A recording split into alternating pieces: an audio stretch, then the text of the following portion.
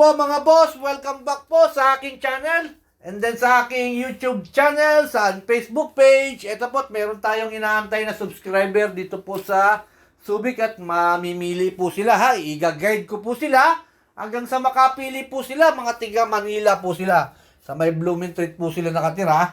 Ito po, una ko pong pina-inspection sa kanila. 16 feet po na 4JJ1. And then, ayan po, i-check po nilang mabuti yung truck. Para naman po, siyempre, tayo po pinagkatiwalaan ng mga ating mga subscribers. Siyempre, iikot natin sila. Hanapan na lang natin sila ng medyo talagang para sa kanila. And then, kasama po niya yung mekaniko na yung si Sir. Nakumontak din po sa atin. Ito pong nasa kulay light blue na t-shirt. Siya po yung ang kumontak po sa atin. And then, siya po yung ngayon yung mekaniko po nito, siya po yung mag-inspect po ng truck po na ito. Kumari po niya yung yung bibili. And then po sila, parehas po silang businessman parehas silang may negosyo ng mga karne ng baboy o karne ng baka po igagawin po nila itong pan-deliver po nila. Talagyan po ng mga paninda nilang karne. Ayan po, at yan po ang una naming in-inspection. Siyempre, maghahanap pa kami ng iba. Siyempre, ang gusto nila is satisfied sila. Yung pwede bang pwedeng kargahan ng mabigat, yung po ang hinahanap nila, suspension type po itong harapan nito. Ayan po, 4JJ1, ito po, maganda po yung makina po ng unit na ito. Pero, siyempre, sila pa rin po ang mamimili kung ano ba yung maibigan po nila. Ayan po, pati ito po yung kumontak sa atin, si Sir At rin po ito, negosyante rin po ito, nagtitinda rin po ng mga karne ng karne, baboy o baka. Yan po ang mga negosyo nila, mga negosyante po ito mga to. At sila naman po ate mo i-guide Magaling po mag-inspection si Sir talaga kailangan sakto yung niya. Sakto lahat ng mga anggulo ng kanyang mga ini-inspection para po sa kanyang truck At ito po ang amin pong ini-inspection for today Medyo mahaba po ang video ko. Pasensya na po kayo mga sir, mga boss mga mama. Medyo mahaba po dahil po syempre kailangan natin hanapan sila ng mga unit na talagang okay sa kanila. Ito pa po, pangalawa pong in-inspection po natin 16 feet din po ito. Approve po yung una and then syempre approve din po ito. Magaganda po yung mga pinakita ko sa kanya.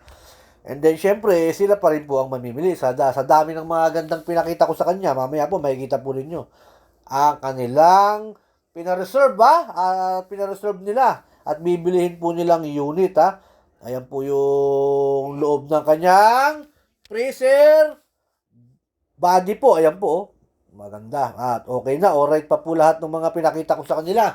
Lahat po, makina, chassis, talagang mga sariwa po mga pinakita ko sa kanila. Kaya po, panalo po sila sa lahat ng mga truck na pinakita ko sa kanila. Talagang okay na, alright pa po Pasensya na po kayo, medyo mahaba po ang aking video kasi po siyempre, paghahanapin po natin sila ng para po sa kanila talaga. Yung talaga maiibigan nila At saka kinumpir po nila yung mga presyo sa bawat dealer na aming pinuntahan kung sino mababa o sino mataas. Pero yung pinakamataas po ang binili nila.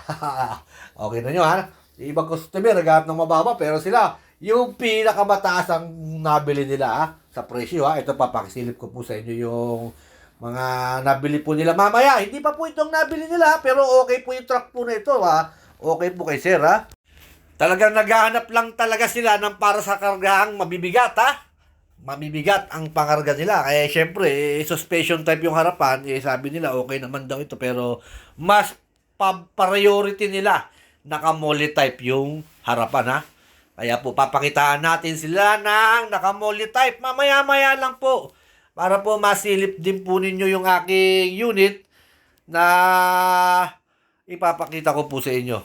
Ito po muna syempre natin po sila.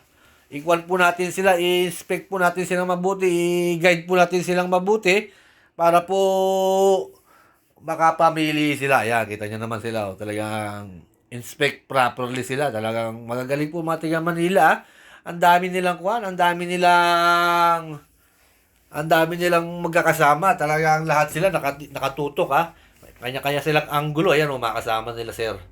Ayan, at sila ma'am, andito na sila ma'am mamaya, makikita natin sila ma'am. Mga tiga Blooming Treat, Manila, ito po, pangatlong pinuntahan po namin, no? Pangatlo, 18 feet naman po ito. 18 feet na for JJ1. 18 feet, pero for JJ1 po yung makina po nito, ha? May naghahanap sa akin ng 18 feet, pero ang hinahanap nung nagpapanap sa akin, 6HK1, wala akong makita eh. Rare unit po kasi yung mga 6HK1 na 18 feet. Bihira po yan. Ito po, for JJ1, 18 feet. Ayan, Ayan po. Ito po ang pinakamagandang makina sa lahat na na-check namin. Ang ganda po ng makina nito. Yung tambutso nito, may lumalabas pa na tubig pag start, ha.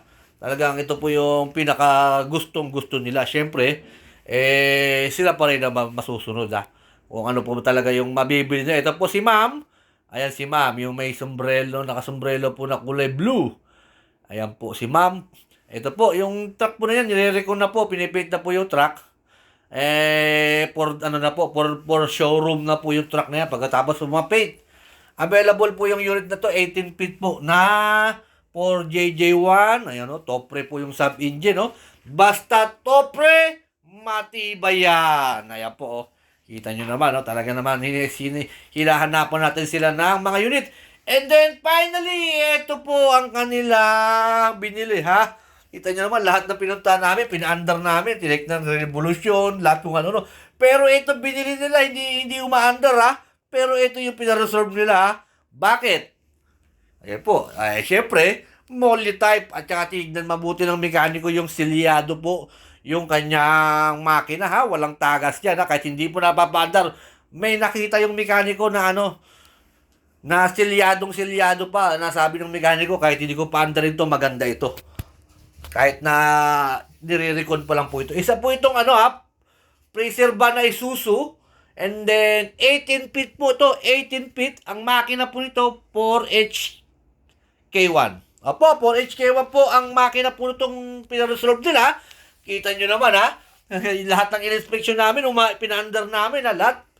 Etong binili nila yung hindi umaandar, ha? Kasi kino-convert po yung manibela. Pero ito po, papakita ko po sa inyo yung umaandar po itong makina. In-inspection ko po ito. Ayan.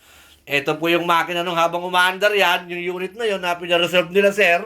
Ayan po. Maganda po talaga. Wala pong leak po yan. Tsaka ang ganda po ng tunog ng makina po yan. Talagang okay na. Alright pa po yan, ha? Pero hindi po sa akin ang galing yung pag-approve niya na, yung mekaniko po ni sir. Yung kumpare po ni sir, nila mama. Ayan po, ito po yung unang inspection ko dyan nung wala pa po sila. And then, sinama ko na lang po sa video para po hindi pa nga po mabuksan yung takip ng na yan. Hindi mabuksan dahil sobrang tigas. And then, syempre, iikutan na lang muna natin itong kabuuan po ng truck. At higit sa lahat, ito po yung maganda rito. Meron siyang socket kung hindi mo nagagamitan ng ayan, pang kuryente pwede. May AC-DC socket yan, Bibili na lang silang pansaksak dyan. Pag nasa bahay, saksak lang sa kuryente, gagana. Kahit hindi na paganahin yung makina, ha? Yun naman maganda rito sa truck po na ito. Kaya, rare unit po ang 4HK1 na 18 feet po na ito, ha? 18 feet, ha? At lalagyan din daw po nila yung loob ng freezer dito ng mga hook. Mga 20 pirasong hook sa isang kaliwa, 20 piraso sa kanan, sasabitan daw po ng mga baboy, mga karne ng baboy tsaka baka. And then once again po, bago tayo matapos sa ating video, please subscribe my YouTube channel and then my Facebook page po. Hanggang sa muli po, ha? At maraming salamat po kanila sir na tiga Manila, ha? Tiga Blooming Treat, Manila.